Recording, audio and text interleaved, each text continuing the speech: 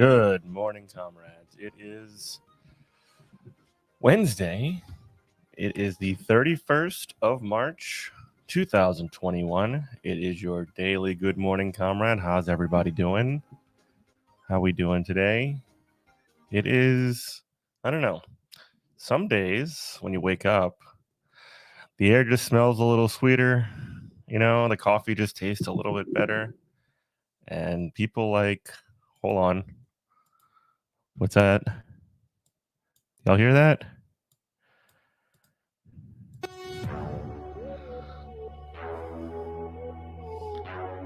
Uh-oh.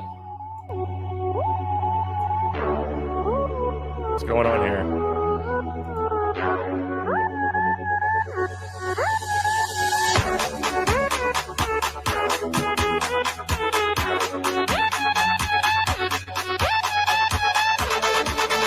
What's going on here? Oh, shit.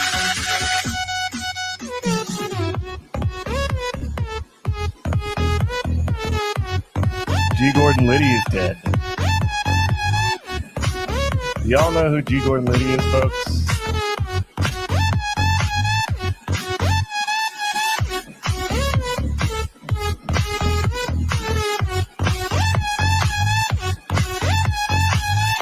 Good morning, Jimmy. Good morning, G. Wolf. How are we doing today?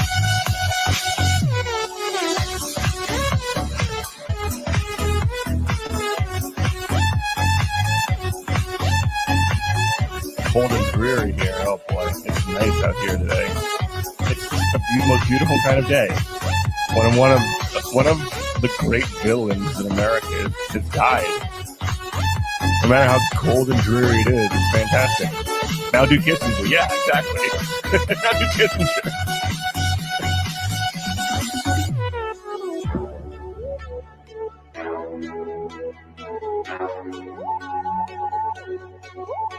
Yeah, exactly. One less Nazi. It's beautiful. It's a beautiful day. You know, let's just do the rest of them.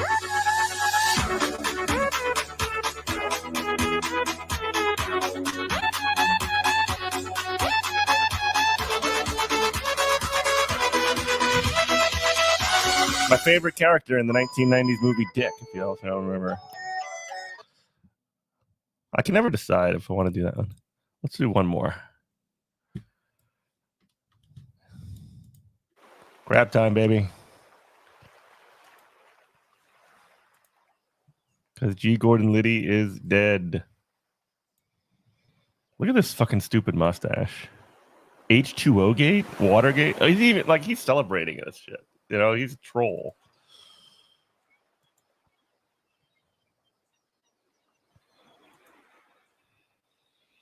So for those of y'all who don't know, G. Gordon Liddy, amongst many things, former FBI.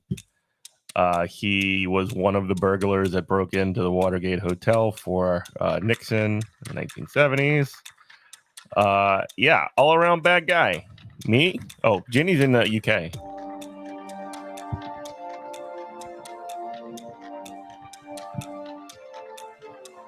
I hope you recovered from the shot there, Ginny, from that AZ shot.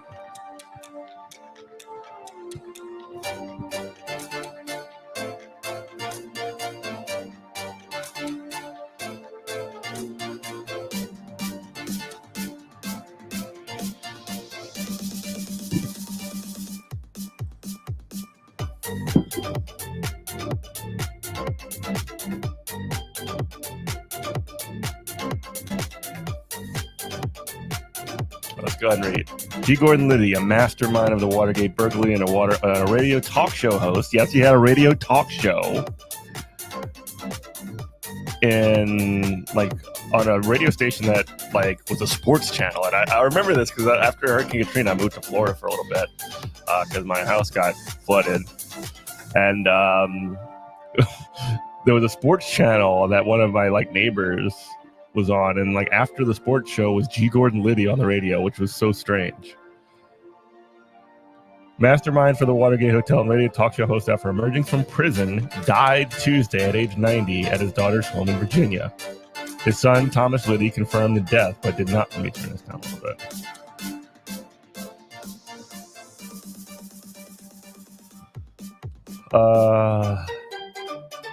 The confirmed death but did not reveal a cause other than to say it was not related to COVID-19. Liddy, a former FBI agent and Army veteran, was convicted of conspiracy, burglary, and illegal wiretapping for his role in the Watergate burglary, which led to resignation of President Richard Nixon. So he was one of the people that broke into the Watergate Hotel.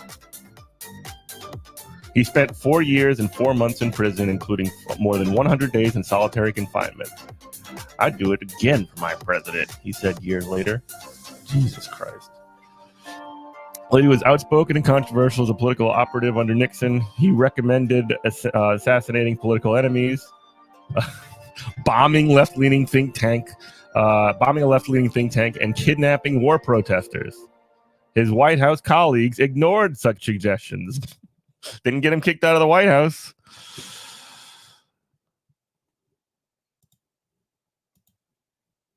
One of his ventures, break-in at the Democratic National break in at the Democratic National Headquarters, the Watergate building in June 1972 was approved. The burglary went away, which led to an investigation, a cover-up, and Nixon's resignation in 1974. Liddy was also convicted of conspiracy in the September 1971 burglary of the office of the psychiatrist of Daniel Ellsberg. And Daniel Ellsberg is famous for releasing the Pentagon Papers. The secret history of the Vietnam War. After the release from prison, Liddy became a popular, provocative, and controversial talk show host. Incredible. So you can go from literally like breaking into the Democratic National Headquarters, like advocating for like the murder for the assassination essentially by the U.S. state, for the bombing of certain countries, and also the kidnapping of war protesters, and then move on to conservative radio and just splash that out into the millions of earballs. Ugh. After his release from prison, Liddy became his appearance, piercing dark eyes, a bushy mustache, and a shaved head. He even he made him recognizable spokesman for products and a TV guest. So he just cashed in, 4 years and 4 months or whatever is just like a down payment on a future career in conservative media. That's how it works. On air, he offered tips on how to kill federal firearms agents, rode around with car tags saying H2O Gate, Watergate, and scorned people who cooperated with protesters. Born in Hoboken, New Jersey, George Gordon Battle Liddy was a frail boy who grew up in a neighborhood. Blah, blah, blah, blah, blah. So that's G. Gordon Liddy. Historical piece of trash. One of the worst people in like modern American history that's not like a U.S. president. And like G. Wolf said, do Kissinger next. Do Kissinger. How is he still alive? And how do these people all live to be like 90? How do like the worst people in the world always live to be like 90 years old? It's incredible. All right. I do want to talk about this, and then we have some hot costs. I do want to give you all a heads up. It is going to be a little bit of a short show today. I got a couple of errands to run, so I'm probably going to dip off at about quarter to 9, just as a heads up. But yeah, I got to bring my dogs to the groomer today. Anyway, here is some good news from a couple of different perspectives. There is about to be a $2 trillion infrastructure bill go through the hopefully that the Biden administration is pushing to get through Congress. Massive package faces the unclear path forward in Congress, where members of both parties are already voicing criticism. It should pass the House. The only place it's going to find any kind of pushback is the Senate. That's how everything works now. President Joe Biden on Wednesday will unveil a massive proposal aimed at overhauling the country's aging roads and bridges, boosting manufacturing, mitigating climate change, and making key investments in elder care and housing. The $2 trillion American Jobs Plan, which Biden will formally detail in a speech on Wednesday in Pittsburgh, is part of the president's Build Back Better agenda he ran on during the 2020 campaign.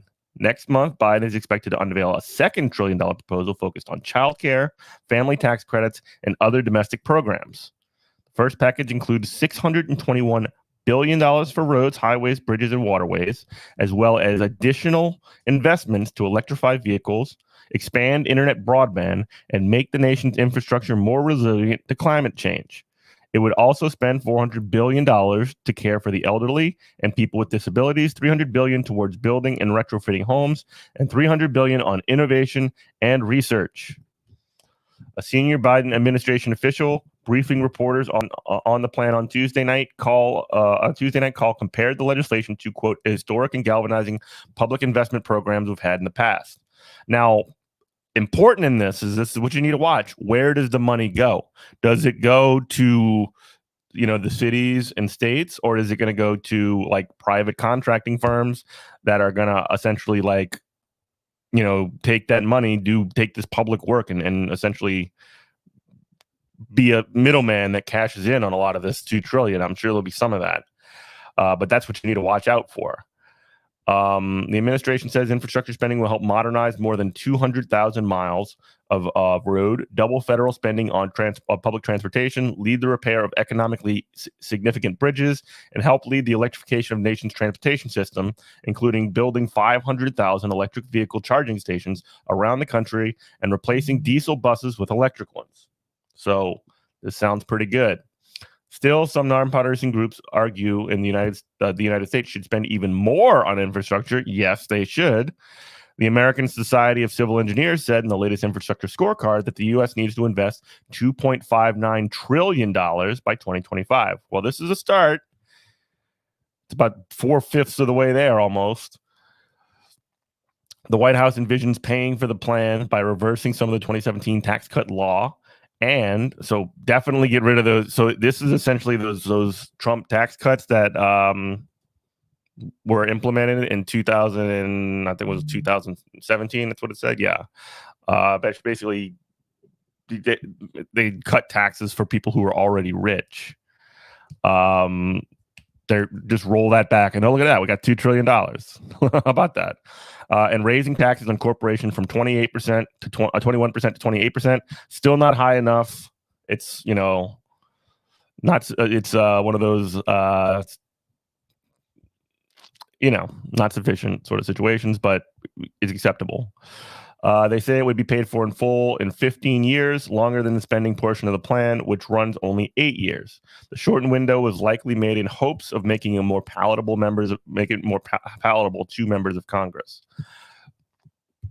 It faces a unclear path forward in Congress, et cetera, et cetera, et cetera. One of the things that I had seen is that, hold on.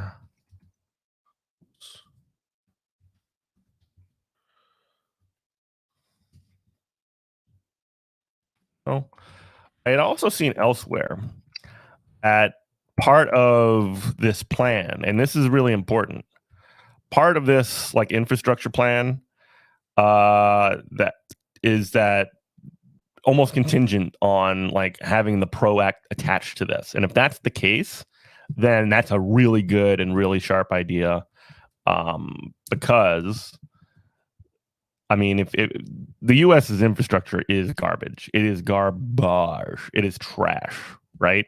And this is something that like essentially needs to pass. It like needs to happen. We need to have money going towards infrastructure, and I'm not here to like always, praise Biden or whatever, but credit where it's due, I suppose. If the ProAct is attached to this bill, to this legislation, that's great. That's good. That means that unions essentially get to benefit from all of this. Here's Jeff Stein from the Washington Post. He says, yeah, Biden plan now out some promises. EV stations nationwide, electric vehicles, replace every lead pipe, universal clean drinking water, 2 million homes retrofitted or built, universal affordable high-speed broadband by 2030, and fix 20,000 miles of roads and bridges, like we said earlier, ProAct included.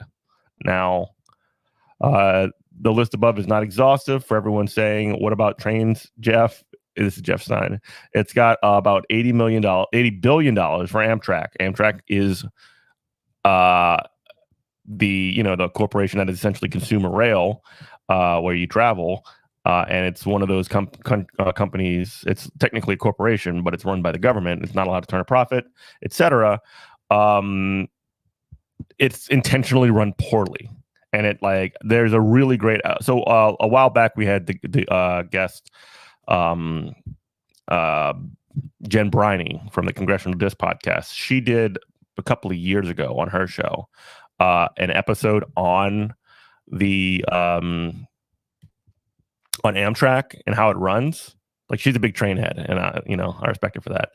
But she basically said that the way that Amtrak is run is essentially it's not there to make money. It's not there to like even survive. It's not there to compete. It's there just sort of to be there. And I mean, I'm probably oversimplifying here, but like the way that Amtrak is run is essentially a way that like it keeps getting kneecapped, and it needs funding to survive. And $80 billion is, if nothing else, a start. And I like trains. I don't know about y'all. I love trains. Trains are great. G Wolf, your dad has cataract surgery tomorrow. Oh no. Hope everything goes well. Hope it's okay. So yeah, infrastructure plan. Biden. I'm not like Biden pilled or anything like that. AOC has a comment on this. The top climate hawk wrote in a post on Twitter on Tuesday that Biden's plan, quote, needs to be way bigger. Agree. To address long-standing climate and infrastructure needs, the congressman leads an influential bloc of progressives who are in a position to make demands of the House leadership if they decide to do so. It's interesting. I mean, like, they call AOC like a leader in Congress, and she definitely is. I mean, but the leader of the person that you should be watching probably primarily in this is Jayapal, because she's the leader of the Congressional Progressive Caucus, and she's the one that's actually got the ability. Her and Pocan, I think Pocan's still in leadership of that. But either way, they're the ones that are like calling the shots. The Congressional Progressive Caucus called for $10 billion in federal infrastructure spending. Hell yes. Price tag sure to alarm some moderate Democrats. Yeah, that's not going to happen, but it's definitely a good, strong negotiating position. Let's see what else we have here. Republicans are against it. Oh no. Republicans are griping that it's too expensive and shouldn't include things that haven't traditionally been considered infrastructure, such as renewable energy and childcare. Oh, wow. I want to know what his definition of infrastructure is, because what I'm reading is what I think it fundamentally is ports, bridges, roads, water, and broadband, said Senator Shelley Moore Caputo, who is the other West Virginia senator who is way worse than Joe Manchin, to be totally frank. The top Republican on the Senate Environment and Public Works Committee told Huffington Post last week, I was really disappointed with the sticker shock in amount. This is not enough money, by the way, folks. This is like a fair enough investment. This is like giving less than is needed, but like a considerable chunk. And the Republicans are like, whoa, that's crazy. My money, this is so much. We're broke. Yeah. Yeah, right. Yeah. The Republicans would say, yeah, well, we have an infrastructure plan, and it basically outlaws abortion. Yeah, and they'll say that it pays for abortion. This one does. Yeah, it's true too. I was really disappointed in the sticker shock of the amount. I'm really concerned about the direction they're going to go. A Senate Minority Leader, Mitch McConnell, also panned Biden's infrastructure plan last week as a, quote, Trojan horse stuffed with tax hikes and unrelated spending. Oh, God. Democrats could muscle Biden's infrastructure plan through Congress unilaterally with a simple majority in the Senate by using the same budget process that allowed them to pass the American Rescue Plan, their $1.9 trillion coronavirus relief package. Yeah, do this through reconciliation. Why the hell not? The option wouldn't become available until the fall when the new fiscal year begins. But some moderates, including Joe Manchin, Boo. Have expressed a desire to work with the GOP to find a bipartisan solutions. Those two words, bipartisan solutions, when used in succession, is just like that means that Joe Manchin's against this. he's gonna try and like milk it for whatever. Before moving to a bill with only Democratic support. Manchin holds outsized influence in the evenly divided 50-50 Senate, so the White House may feel inclined to put in more time and effort wooing GOP senators this time around. Brah. That's just...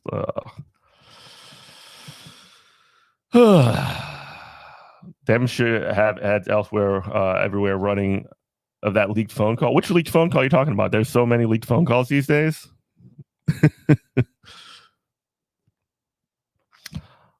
Infrastructure is a rare issue that usually enjoys broad bipartisan support in Congress, but both of Biden's predecessors, Barack Obama and Donald Trump, both failed to deliver major infrastructure overhaul during their time in office. Obama was stymied by similar GOP opposition to spending, including on much narrow infrastructure proposals.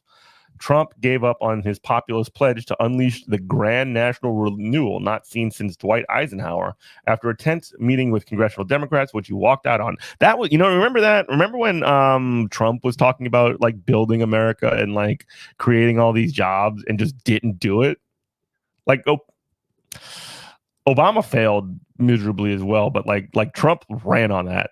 And he was just like, whatever. I'll just like rather spread conspiracy theories.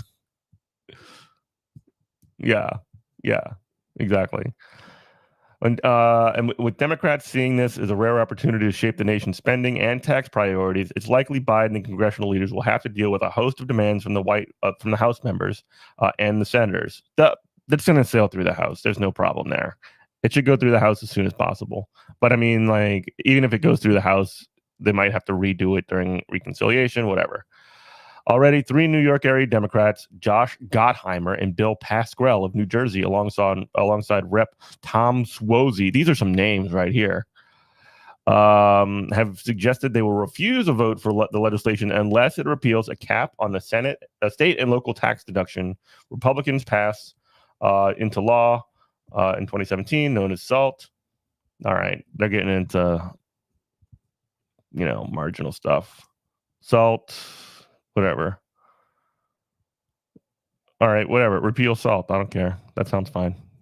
Get the infrastructure plan through. Get new construction jobs. And also, the key part, like I said before, as Jeff Stein reported, the ProAct is included in this. And the ProAct, for those of y'all who may not remember, is the Protecting the Right to Organize Act, which is essentially the greatest change in national labor law in almost 80 years. It essentially outlaws scabs. It outlaws, or it makes it more difficult to misclassify workers as independent contractors. We did a whole episode on this yesterday. Go ahead and check that out. Well, we did. It was mostly focused on freelancers, but go back into our history, in the podcast history. We have a great interview with Ryan Kekaris on this, who is with the Painters Union. The Painters Union is one of the main unions pushing for this, and essentially this would be something that would like strongly revitalize unions. Anyway, that's it for that. That's it for the. We're moving on. One last thing I wanted to talk about.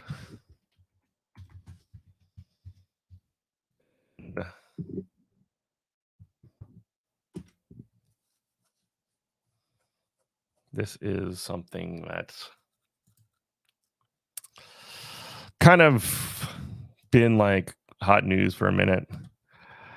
Matt Gaetz says he's under federal investigation for sexual misconduct. Uh-oh. What's up, Matt Gaetz? Representative Matt Gaetz. You do oddly remember that episode, G Wolf. Was it a good one? Did you think it was a good one? Was it interesting? I try to make that stuff interesting, but it's difficult. Check Discord, okay? Check Discord. Broad bipartisan appeal of the Dems' voting rights ideas alarms far right. Uh-oh. Let's skip that. Okay, let's go to that, and then we'll go to Matt Gaetz. Come on now. Why won't you come up? Link. Yes, I trust this domain.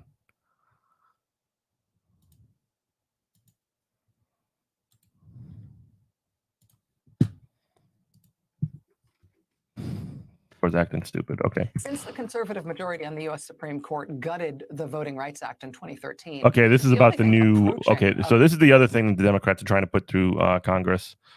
This is the Voting Rights Act. It's already passed the House. It's stuck in the Senate, just like the ProAct, just like everything else.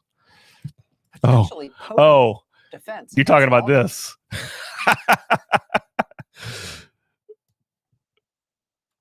Well, we'll circle back.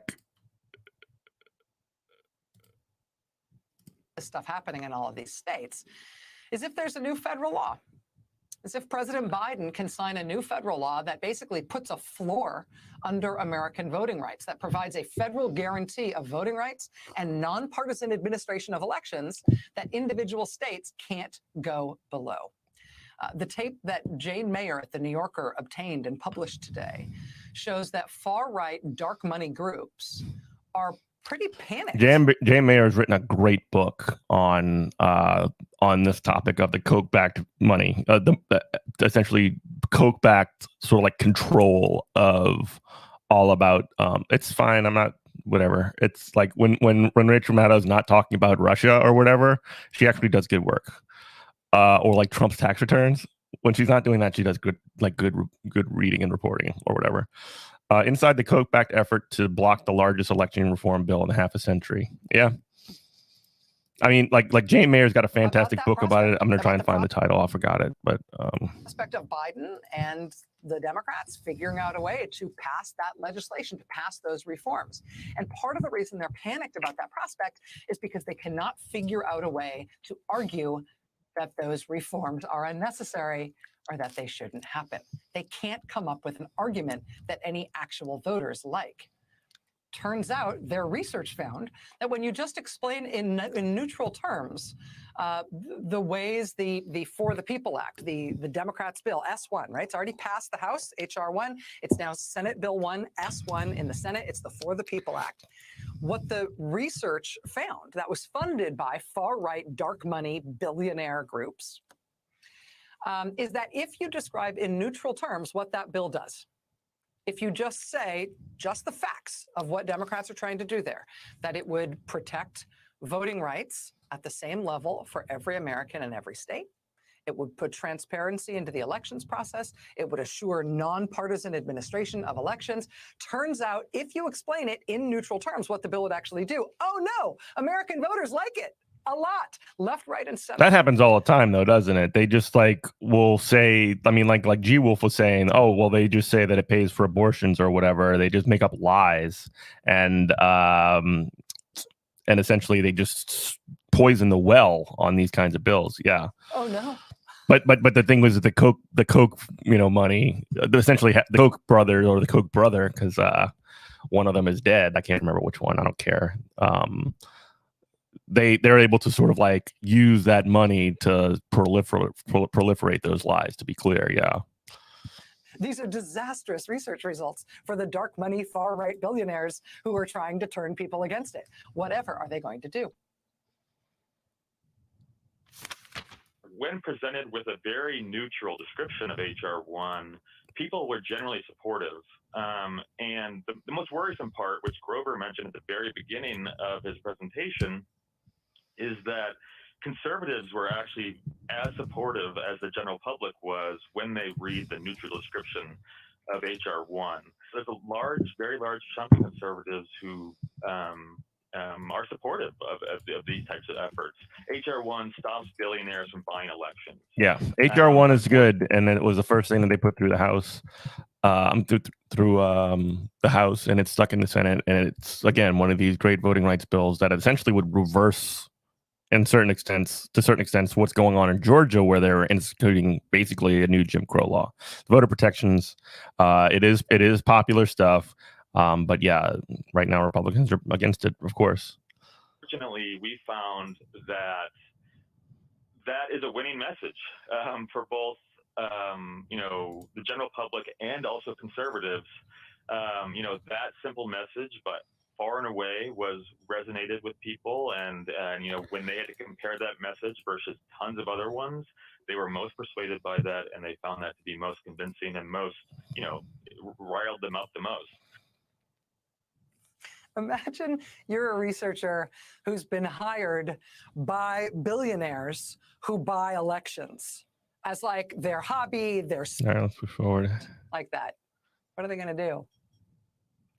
We are hoping to have the New Yorker's Jane Mayer here on the show tomorrow night. Oh, cool. Jane Mayer's on to here. talk about this remarkable leak that she got, to talk about the shaky, worried, almost panicked effort by far-right billionaires. Yeah, when you grab many bills, most people agree on them right away. Frames it, the voters so they go against the it. Exactly. Can't stop them by passing HR 1, S1. Yeah, the right. Yeah, they're very good at like poisoning the well. Thanks for watching our YouTube. Oh no, we don't get to talk to Jane Mayer. Oh damn. And breaking news. All right. Yeah.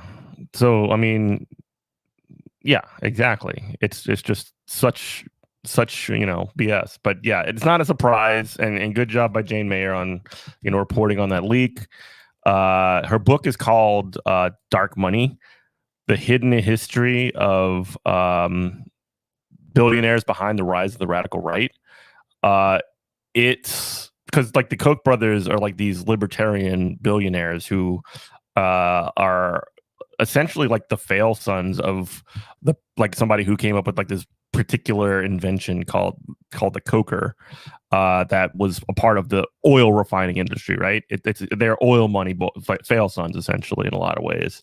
And like their dad was spent most of his life just making huge deals with like heads of state, including by the way, Joseph Stalin in Russia. So I mean, they actually don't have an ideological framework in any way. They just want to get what they can get and stack that paper. All right, Matt Gaetz. It says he's under federal investigation for sexual misconduct. Let's go over this quickly because there's some video that I want to go through with this. And check Discord for the full show. What full show? What full show? What are you talking about? I'm looking at Discord. Florida man. All right, I'm gonna come on. I'm gonna have to do this tomorrow. I would really want to catch up on. I really want to get to Matt Gaetz, and I got to get out of here early today. But yeah, he said he's under federal investigation for sexual misconduct. Rep Matt Gaetz from Florida, one of the nation's rising star conservative firebrands. That's too nice to him, Axios. Come on.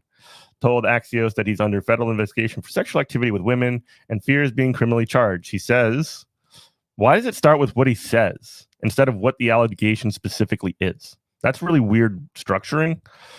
The allegations against me are searing as they are false, Gaetz said in a 13-minute phone interview with Axios. I believe that there are people with the Department of Justice who are trying to criminalize my sexual conduct, when I was a single guy.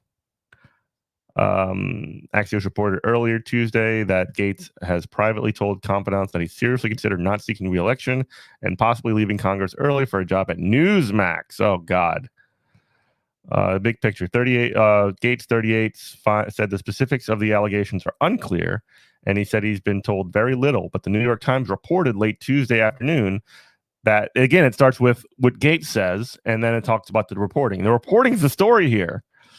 But New York Times reported late Tuesday afternoon that the Justice Department is investigating Gaetz over, quote, whether he had sexual relationship with a 17-year-old and paid for her to travel with him. This is going to set off some cue bells. The allegations of sexual misconduct against me are false, Gaetz told Axios. They are rooted in an extortion effort against my family for $25 million in exchange for making this case go. So here he is on Tucker Carlson. This is a series of clips. Aaron Rupar was responsible for kind of compiling this. He clipped it. So thanks to him.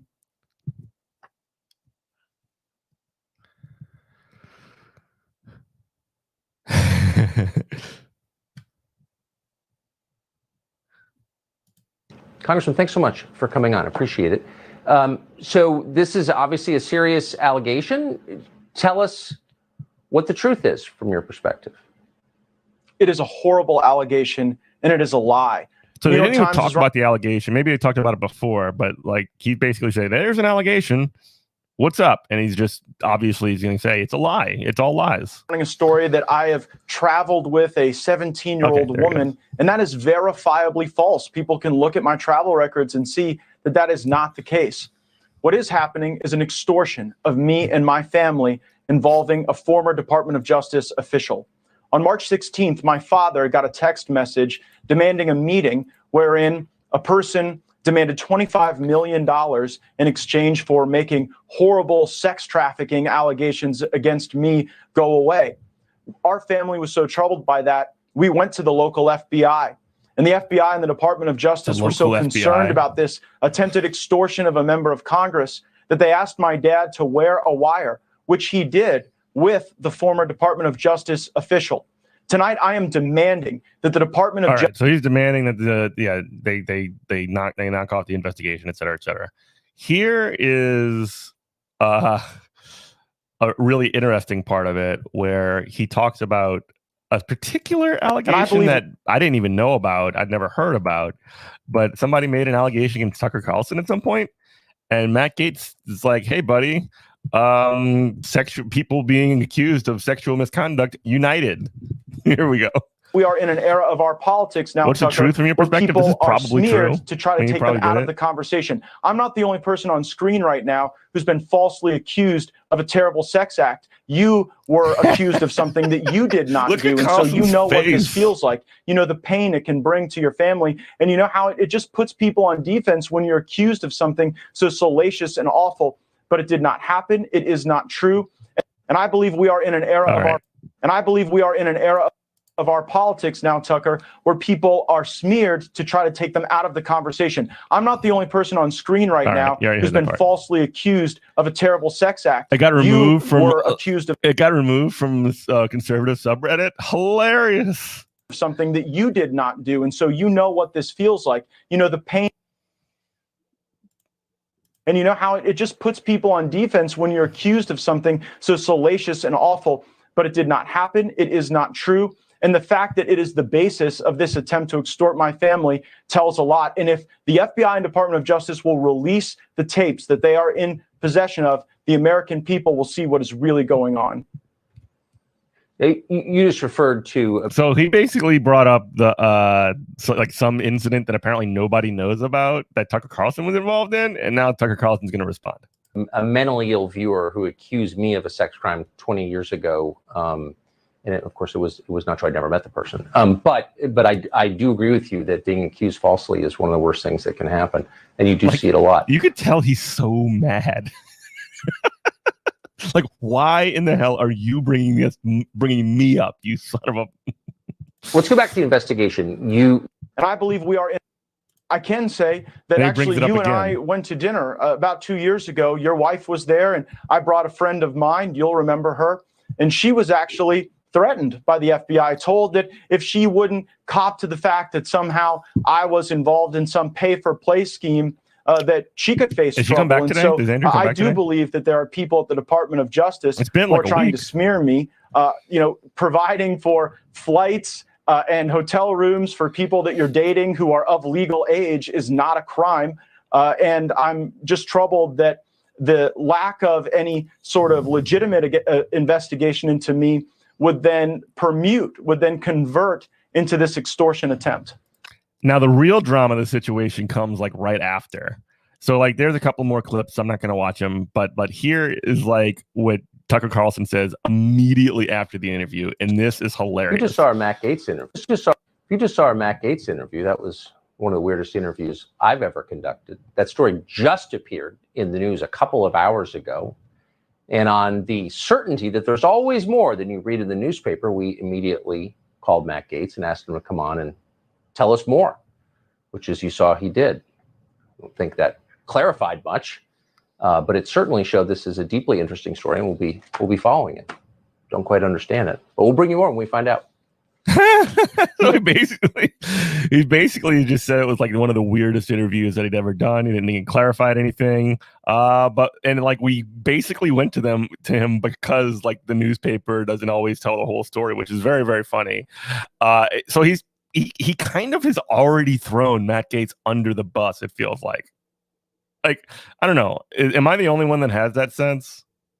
You just saw our Matt Gaetz interview. That was one of the weirdest interviews he's ever been a part of. Conducted. That story just appeared in the news a couple of hours ago. And on the certainty that there's always more. So you asked what the truth is from my perspective. Like, my take is that Tucker Carlson doesn't even believe him. And even if he does, like, Tucker Carlson is pissed at Matt Gaetz for like bringing up something that happened to him. So like he's gonna like, I don't know if he's gonna like openly push that this is a real thing, but Tucker Carlson ain't gonna do any favors for Matt Gaetz is what I'm taking away from this. That's what I'm taking away from this. Anyway, Matt Gaetz, hopefully he's screwed. I've seen like conservatives get out of like way tighter situations, but who knows? But yeah, it's whatever. Words and concept he was who always cover his own ass. Yes, 100%. He will always cover his own ass. Remember the guy who interviewed Trump every day for years, right? Yeah, that was the weirdest interview you've ever conducted. Interesting. All right. Well, anyway, I'm gonna get going. I have, like I said, a couple of errands to run early today. But thanks for everybody for watching. Share the show, like, fave, subscribe.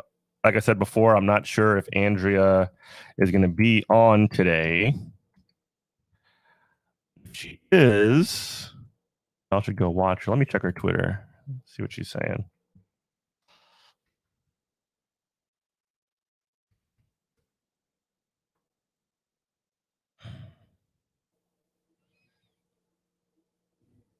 She's still fighting with YouTube. I don't know. That's BS. I mean, like, she should never have been banned, obviously. Like, she just gets too many haters blocking her up. But anyway, thank y'all for watching. G Wolf Ginny, thank y'all for being in chat. Share the show, like the stream, please. Subscribe, all the stuff. Have a safe day. I will have a safe day. I will wear my mask. I will do all the things I'm supposed to do because I'm a good sweet boy. But yeah, I'm about to get going. Got work and stuff. But yeah, y'all have a good one. Thank you. Oh, DS is here. What's up? Hey, DS. Bye, DS. Bye.